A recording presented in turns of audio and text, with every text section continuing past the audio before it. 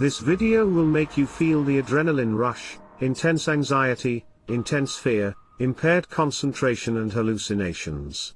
Grand Central, don't you remember? Remember what?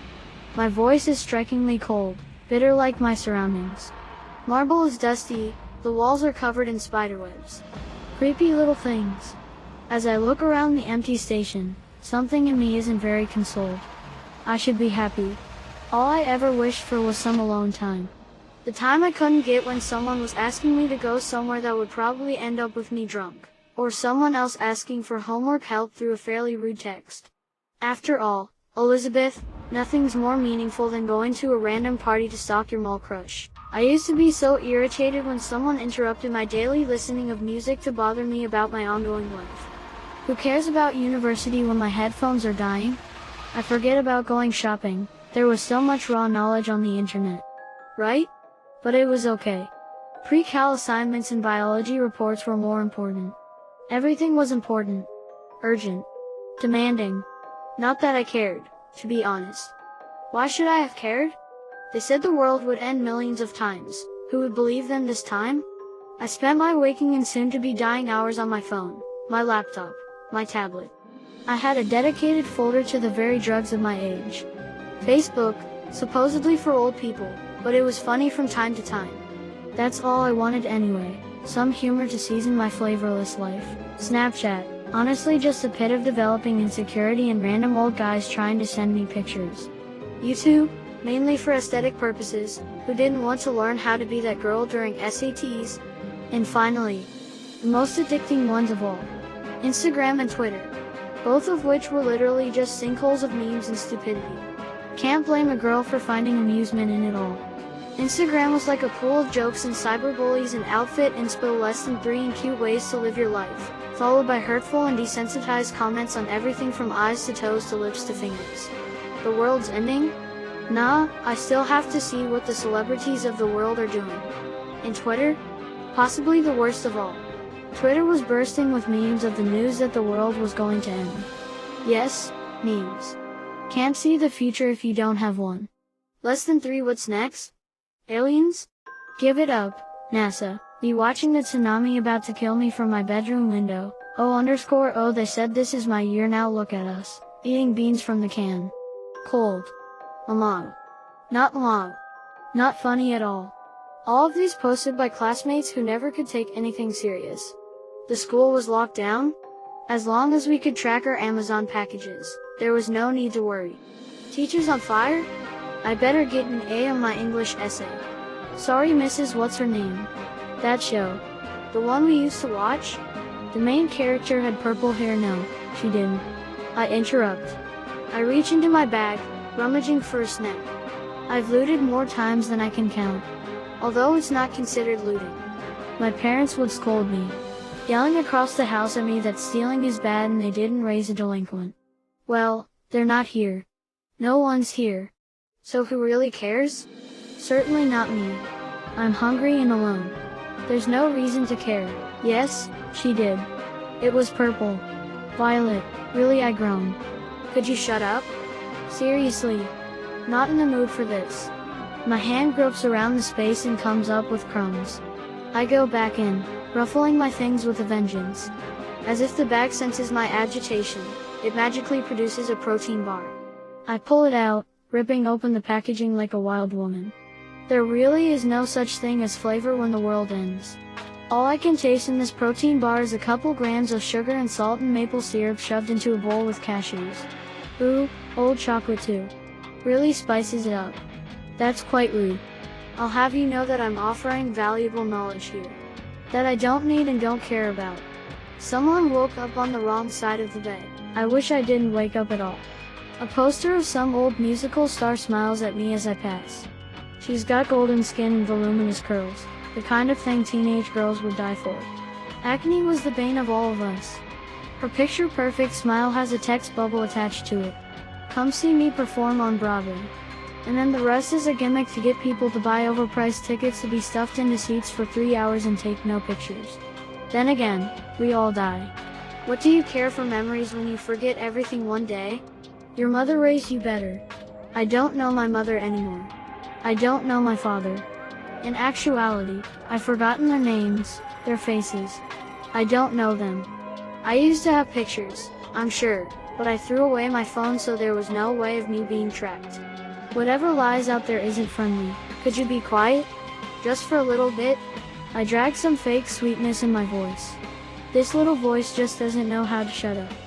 I find it genuinely annoying. Yet, when it's gone for more than a few moments, I feel different. Lighter maybe? And then the insanity sets in. The world doesn't make sense. I feel like an imposter in my own body.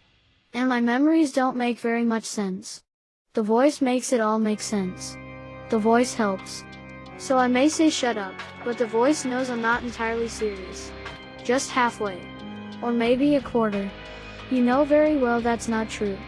Now back to the topic at hand. No, it was green. I roll my eyes. I should know. I had green streaks in my hair. You mean purple. I mean green. I'm honestly shocked you remember colors. I remember everything. Not true. You forgot something falls.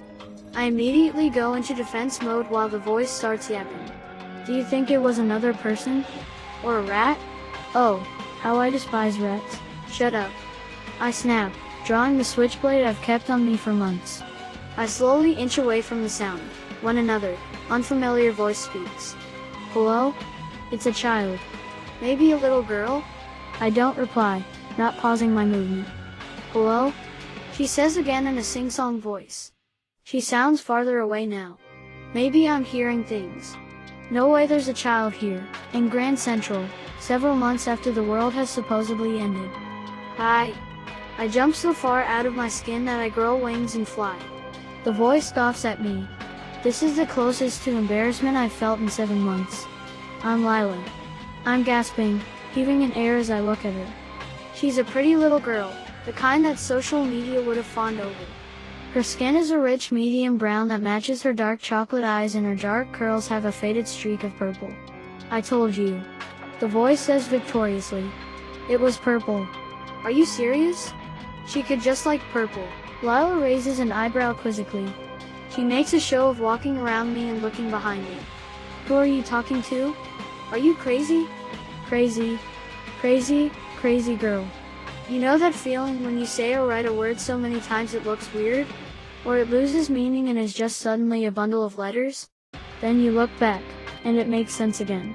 That is how I felt all this time. Someone has said something about me too many times and suddenly I don't make sense.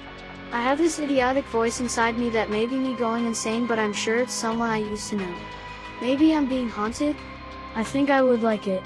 That being haunted is so cool. That it would never happen to me. This little girl can see me so clearly. Goodness. I'm crazy. I hope not.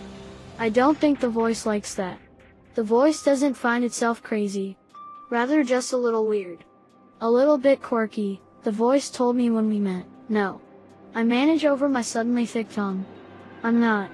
I survey her again, this bold little girl. She's in a winter coat that looks new. And so do her boots. They are shining with melted snow. There's no way it's new. All the stores in the world were ransacked for clothing the second the actual end of the world hit. Don't know why. They were all going to die anyway. I heard about it before I threw away my phone. The voice cackles. Ask her why she dyed her hair. That's not important right now. I whisper shout. I need you to shut your trap. That's boring, the voice pouts. Why would I do that when I'm literally the reason why you're here? I close my eyes and pinch the base of my nose. Just shut up. The station goes quiet. I blink open my eyes, and find that it's empty. What? I whirl around. Lila? She's gone. She's probably playing a game with me. Or maybe I never saw her to begin with. I don't remember. Either way, wait, where's the voice? My head feels empty. Finally, some peace and quiet. My head is burning, though. I feel a little bit tired, a little bit lost. And I can't seem to remember what I was looking for. What was I looking for? I slump to the floor. A laugh bubbles out of my lips. Wow.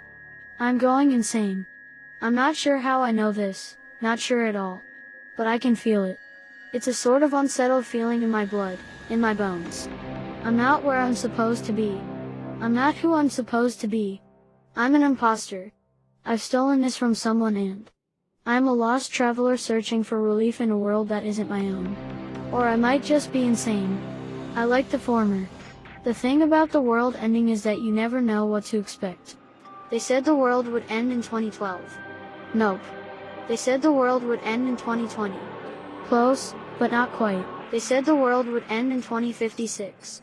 Not even close. This cycle goes on and on and on. It's how humans work. History repeats itself. But the scientists were right once. And one time only. They said the world would end in 3045. This was broadcasted all around the world. There was a virus going around, a new mutation that we couldn't handle, that society would crumble. Social media had a laugh at that. The Black Plague was bad, but who cared? We weren't alive then.